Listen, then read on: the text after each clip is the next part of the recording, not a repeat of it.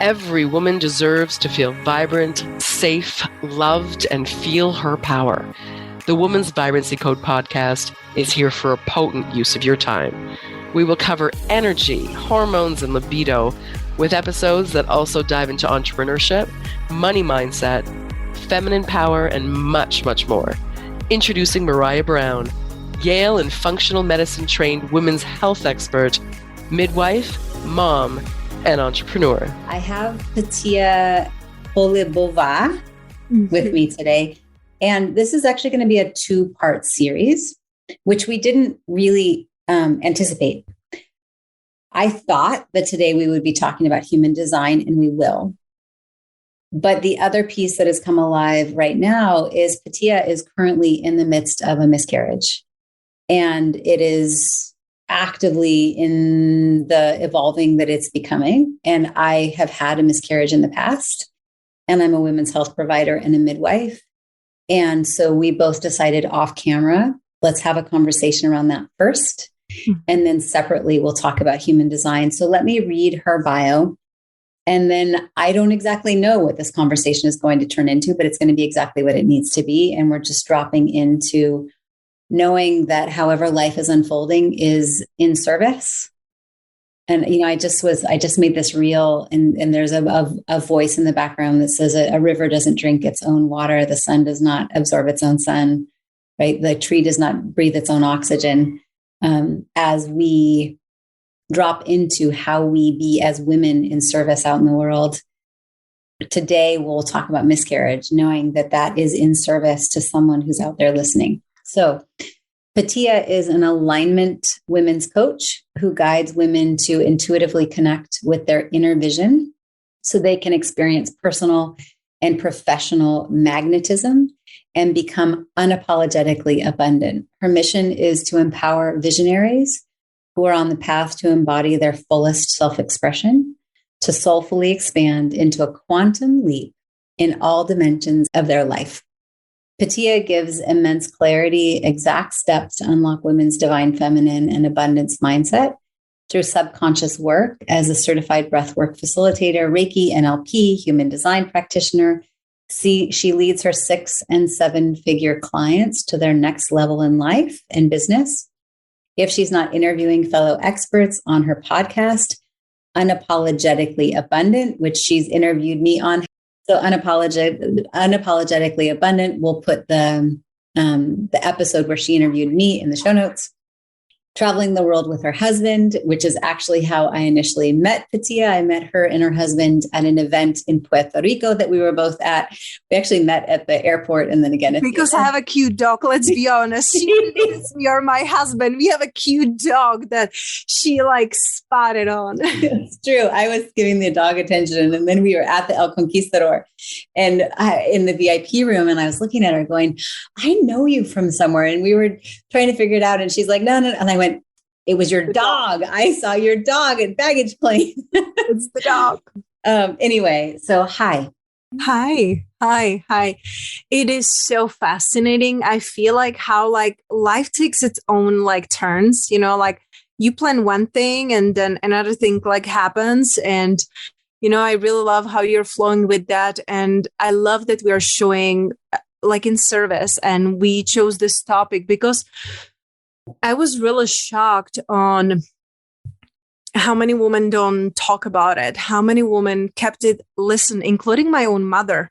My mother had a miscarriage that I never knew about. Yeah. She never shared it. And when I share with her what I'm going through and what is happening, because you know, me and my husband, we planned conscious pregnancy. Like we work with fertility expert that we like connect on very deep level.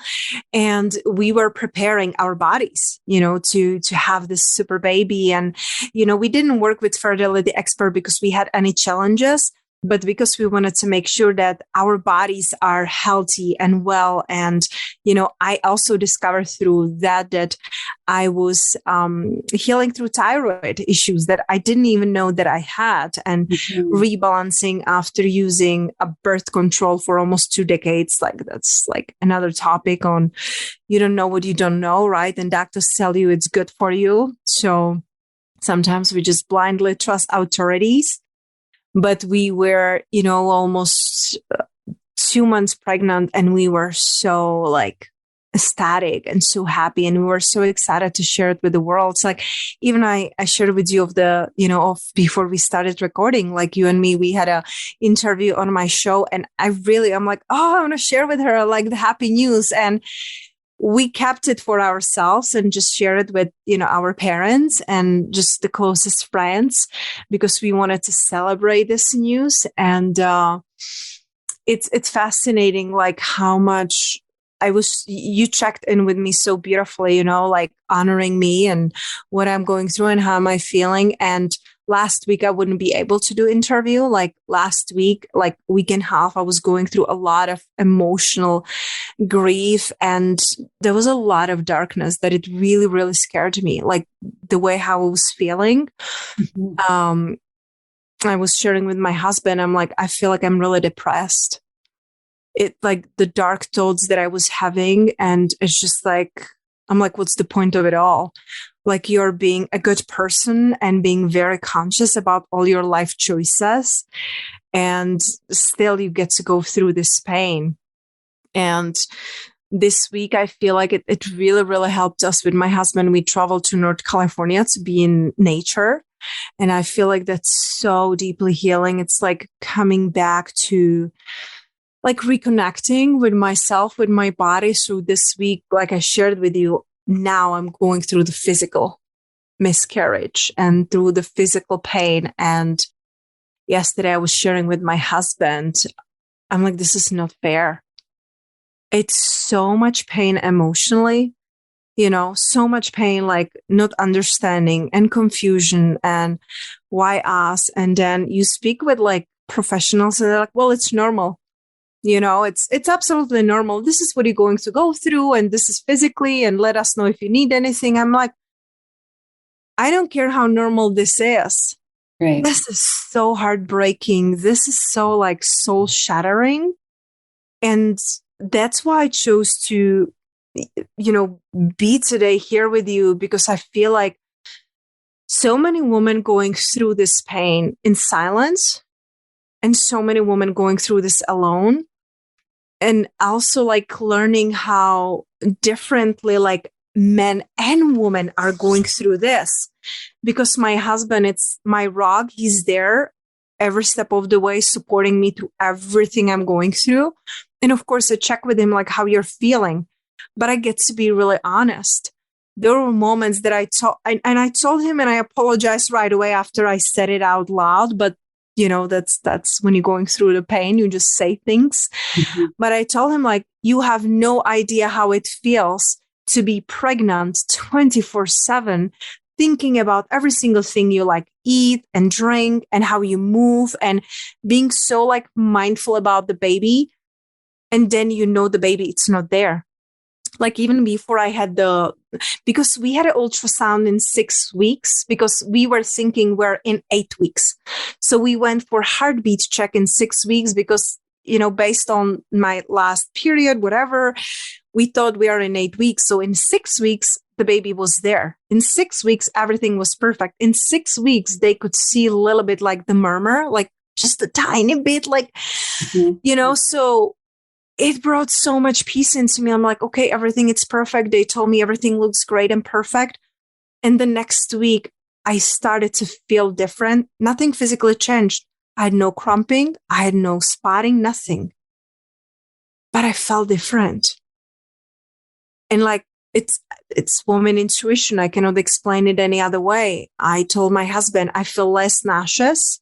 But that's kind of like you can go through the waves, like be very nauseous, be a little nauseous. But the only symptom was like I was like less nauseous, and my breast was hurting a little bit less, because before I couldn't like even like put clothes on it and touch it, So it was just a very subtle. But I came to my husband and say, honey, I don't feel pregnant.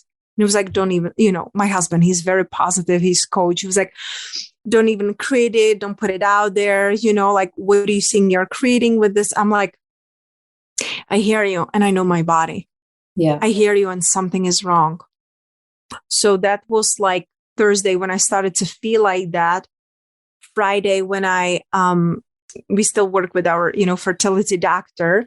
And I told her, and she was like, well, maybe instead of waiting another almost a week for, the next ultrasound, maybe you schedule it sooner. And I talked also with my best friend. She's my spiritual wife. She went through 2 miscarriages herself.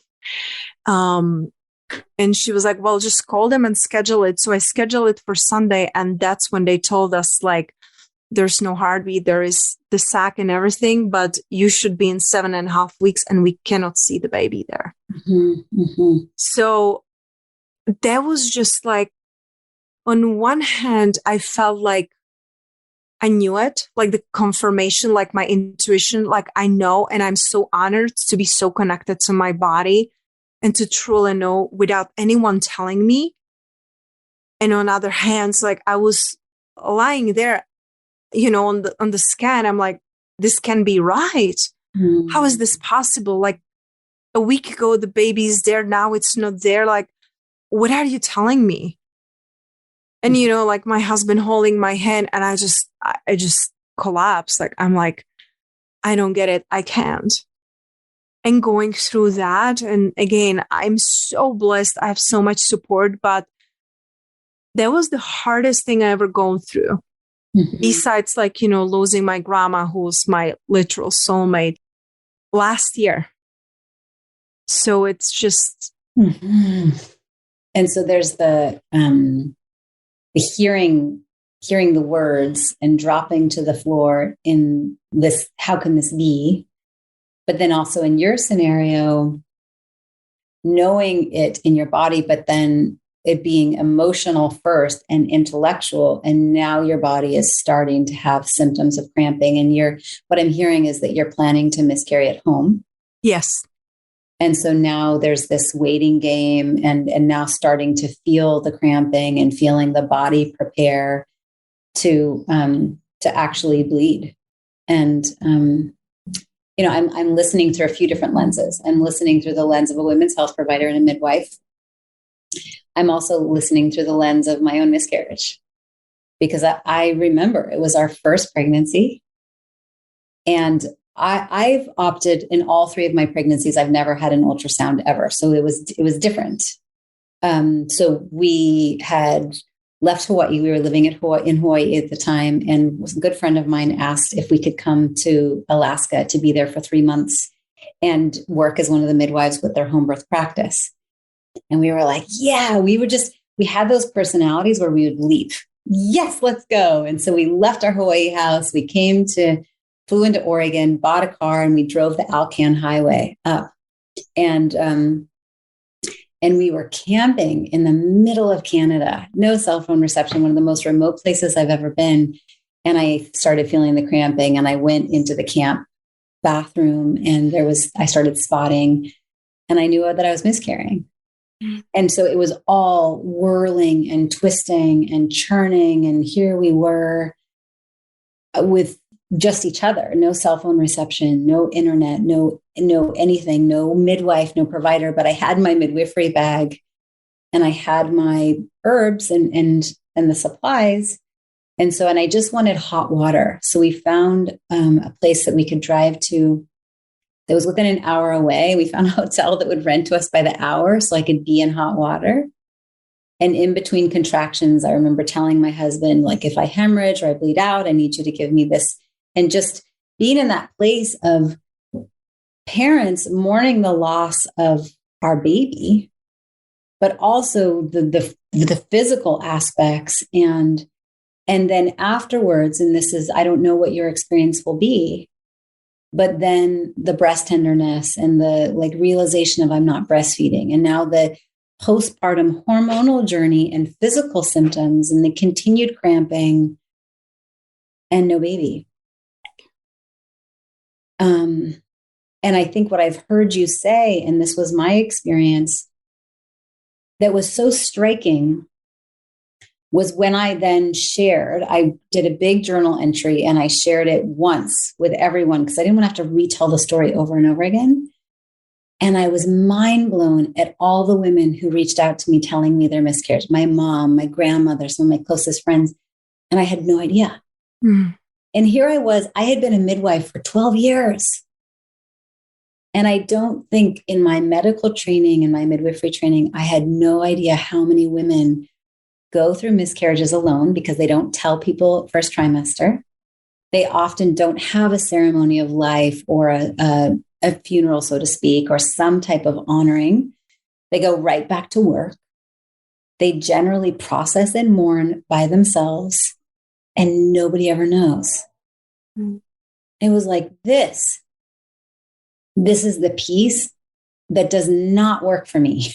Yeah. Like, we have to somehow find a way as women to support one another and have safe containers to talk about it when we're in it and right afterwards, so that we realize, yes, it's normal, quote unquote normal. Yes, it's common, but that does not mean that it's not fucking horrible and churning and sad. And you go through all of the, could I have done something different, and why me? And then every pregnancy thereafter, it was so scary until I made it beyond that point. My miscarriage was at 13 weeks. So up to 13 weeks with the other 3 pregnancies, I was anxious, and it was really hard for me to drop in. And then once I could cross over that threshold, okay, I'm good to go. And I think about the women that I've supported their miscarriages 21 weeks, 23 weeks, or stillborns. And we go, holy macaroni, the intensity and the like, I heard you say, when you're creating a baby in your body, it's 24/7. Everything you feel, everything you're exposed to, everything you eat, you're thinking about it in the context of, how is this supporting this baby that I'm creating? And then all of a sudden it's just gone. Yeah. Yeah. Like so there was like this first, like the intuitive realization. Then there was like the emotional, like waves that we were going through and, still are going through.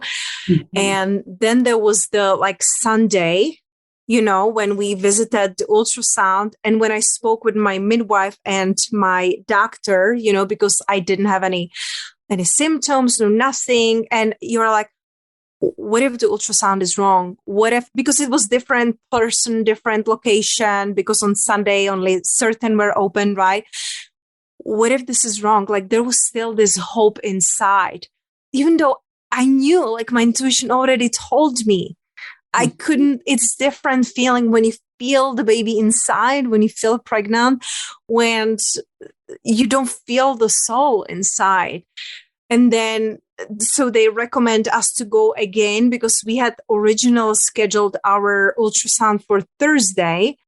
So we went back on Thursday. So from Sunday to Thursday, I was going through immense emotional pain of the baby, it's not there, but what if it's there? And then blaming myself. What if I was too long outside and it was too hot? What if I ate or drinks? Like, there was like so much blame and so much shame. Like, listen, I'm healthy. I'm so devoted to my health, to my body. Me and my husband, like, we invested so much, like money, energetically and emotionally, to create these vessels to be pure for the baby. And then you're like, how is it possible that other women, they don't even want babies and they have babies, or women who cannot afford to have a baby, in third world countries. And we are here, we are ready, we're prepared. And like, the baby, it's not here. Mm-hmm. So then when we went back on Thursday, we went to the same location with the same woman who remembered us. She remembered that she could see the heartbeat on the 6 weeks. She pulled up the 6-week report and she looked at that and she talked with our midwife, and, she confirmed, like, getting on Thursday, the confirmation, like, unfortunately there's just the umbilical cord, like just the rest, but there's no 8 weeks baby. It's like that for me. I feel like it really shattered me, but also I'm like, I can move from here. Because up until that moment, I'm like, what if they're wrong? What if the baby was hiding? What if I didn't drink enough water to show the baby in the ultrasound? Like, right. All the disbelief. yes. And when you think about like the stages of grief, it's shock. Yeah. It's denial. It's anger. Then it's the bargaining. Yep. Been there. Like, what if I could have done something different?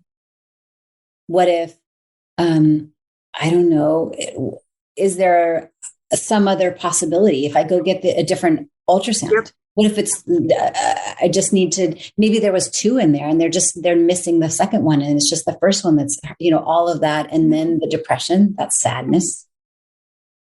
It was really scary, that part, the depression part, because I can't even imagine, like I was 2 months pregnant and like you shared that like there are women who were, like 6 months pregnant or like longer or have a stillborn baby. And I'm like, I cannot imagine want to go through this alone. I'm so thankful for the community and the support that I have created. Yeah. My best friend, she told me about the stages of grief because she could literally witness it. Like she would, call me, like she's in Europe right now, but she would call me like twice a day, 3 times a day to check up on me. So I'm so thankful to have this support. But like you said, so many women, they go through this alone and I cannot even imagine.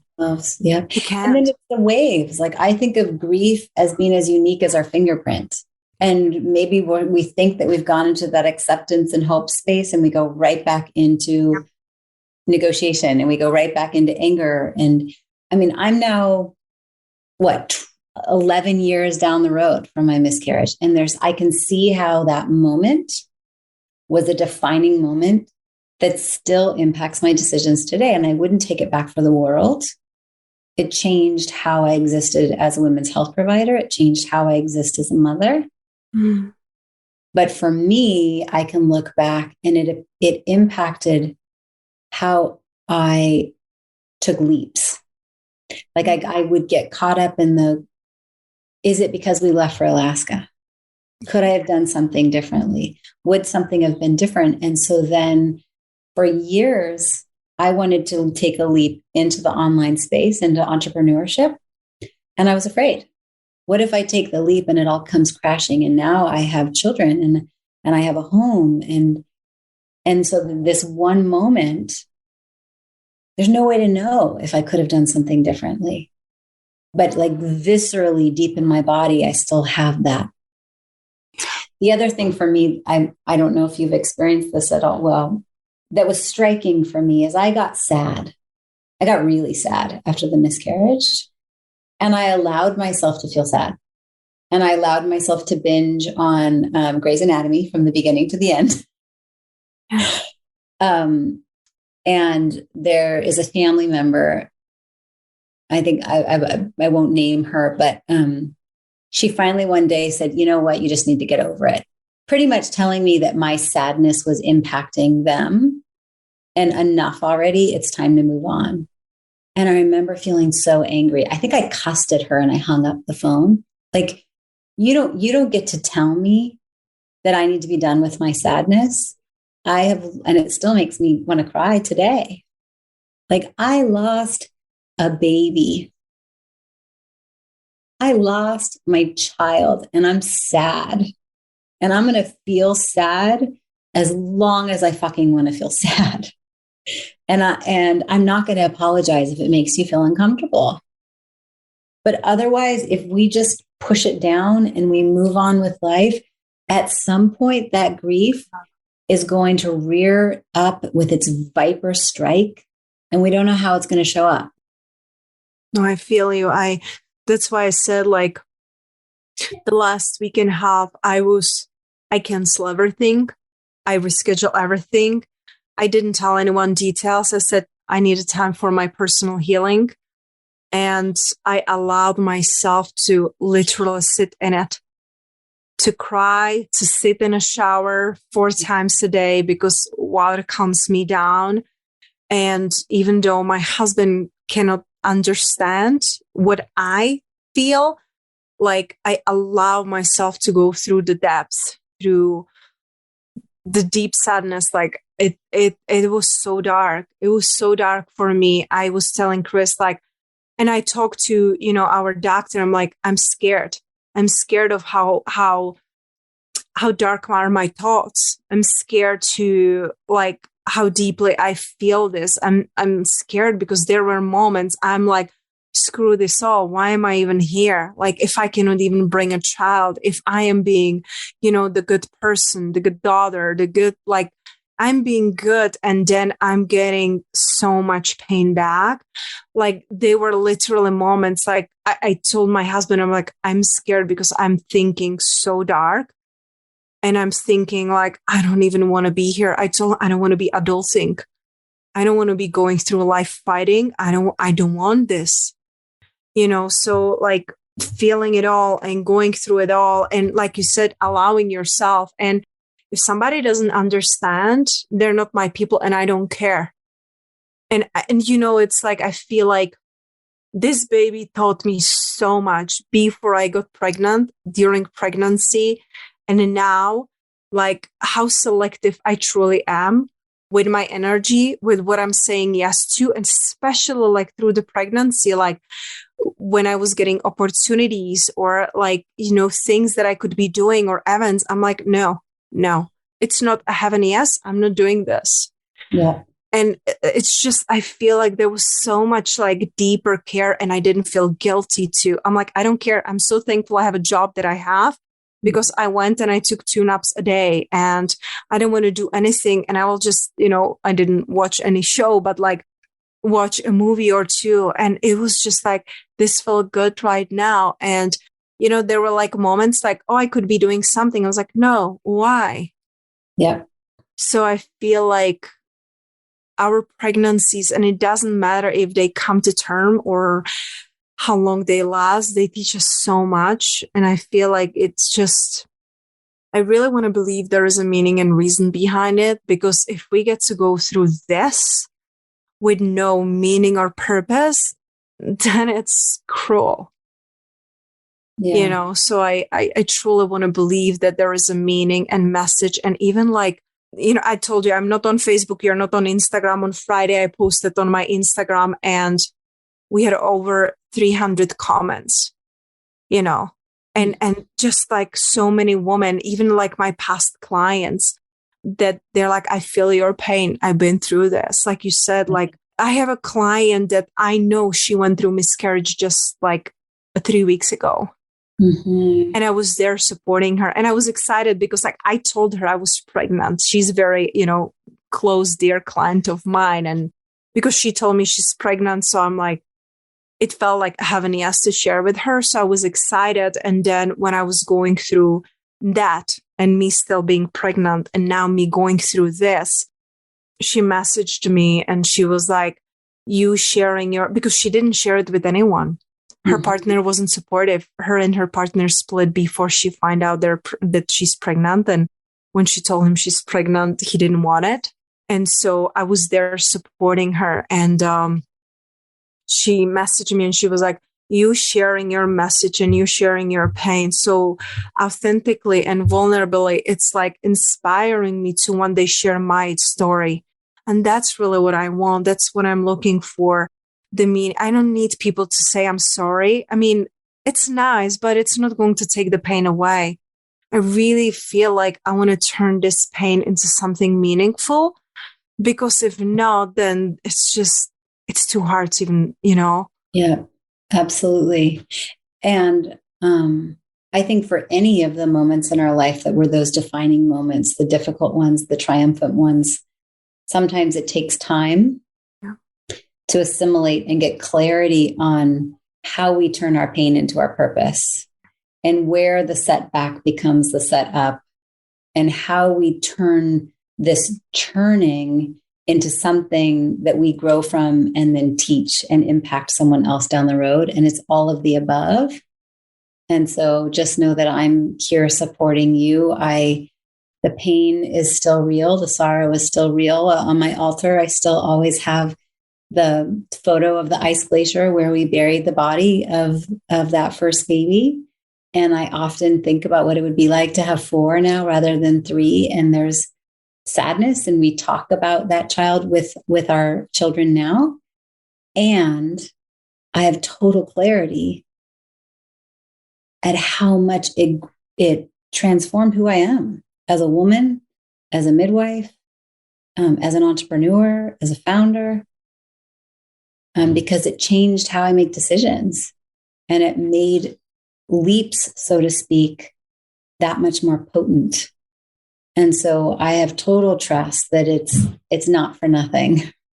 Whatever it is that you go through, and it's not done, you still have the experience in your partnership to actually expel the baby and bleed and cramp and whatever that ends up being for your physical body, and your ceremony of what you will do with the contents and how you'll continue to process it. But all of that becomes part of the journey overall. And I know I have 100% assurance, at least for me, that it reveals itself and it becomes totally clear how you use that. Use feels crass. How you uplift the experience to shed light on it and become even of bigger service out in the world. So for the women that are listening and they've either had a miscarriage or they're in the midst of the miscarriage, do you have any words of wisdom? And then we'll close this out. Well, for those of you listening, you're going to want to listen to the next piece, because we also get to hear Petia in her glory and in her craft and how she supports women. But any words of wisdom that you'd like to share for those that are listening? I feel like what's coming up for me, it's really saying like, there's nothing wrong with you and you haven't done anything wrong. Mm-hmm. Because that's what I feel like is one of the first thoughts that we have, like, what did I do wrong? What could I do differently? And like really blaming ourselves. So this is the time not to like judge and blame, but really wrap yourself in a blanket of love and really ask yourself, what do I need? What do I need right now? Your work will wait. Your friends will wait. Everything can wait. Like you with you and you with your emotions and you with your body, like not blaming your body, but really honoring your body and trusting your body. Trusting your body that it really creates the thing in the highest good, even when they're painful and we don't understand them. That's what I want her to hear. Mm-hmm. Thank you. Thank you for sharing. I'm sorry. I know that doesn't take it away, but I'm sorry. I know when we first met down in Puerto Rico in April, one of the first things I heard from you is, I'm going to be pregnant. I'm going to be pregnant in the summertime. Yeah, I got pregnant on what I feel like was like 3 weeks later, because it was mid-May when we got pregnant. Yeah, beautiful. And you'll do it again. And it will be divine and it will be exactly what it needs to be. And for now, I'm sorry. Wasn't this episode amazing? Let's distill it down to key takeaways and action steps. Well, what a powerful interview that was with Petia. And my heart goes out to her and her current experience. There is a second part to this, and we do get into human design, the projector, the generator, the manifesting generator, the manifester. There are a number of them, and this is new to me, but a really fascinating world. And so I encourage you to listen up to the next episode, and hopefully it creates and sheds some light for you in how you're making decisions, past, present, and future. And for those of you that have personally experienced a miscarriage, my heart goes out to you. You're not alone. The grief is there and it becomes who we are. And what I know to be true is every setback is the setup. And I hope that you found the lessons in it. And it's become part of the beautiful woman that you are today and all the ways in which you're serving the world. And so I send my prayers out to you and to Petia. And you'll want to listen into the next one to learn more about human design.